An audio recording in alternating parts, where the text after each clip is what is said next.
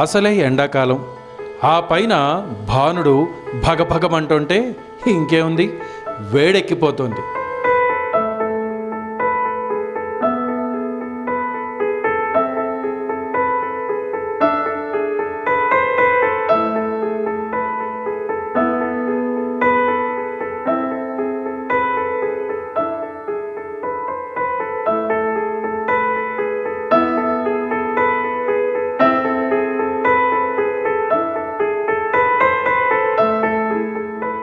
సూర్యుడు నడినెత్తిన వచ్చిన తర్వాత కాస్త ఆ వేడి మీద పెనం తీసుకెళ్ళి రోడ్డు మీద పెట్టండి, అమ్మో చుర్రుమంటుంది.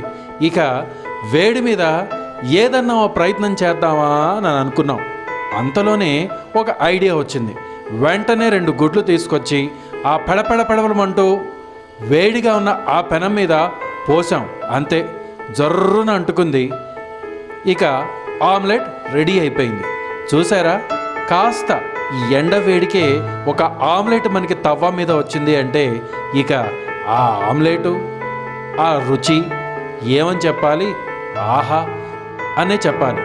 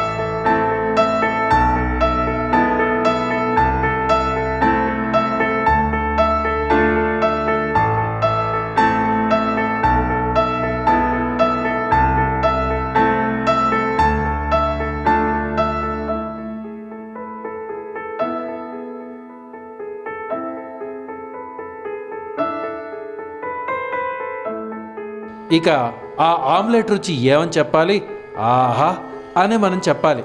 అందుకే మీరు ఒకసారి మీ ఇంట్లో తవ్వ ఉంటే తీసుకుని వెంటనే భగభగమంటూ మండుతున్నటువంటి ఆ సూర్య ప్రతాపానికి ఎదురుగా మీ పెనాన్ని పెట్టి బాగా వేడెక్కాక కొంచెం నూనె పోసి కాస్త గుడ్డుని వేసి ఆమ్లెట్ చేసి చూడండి.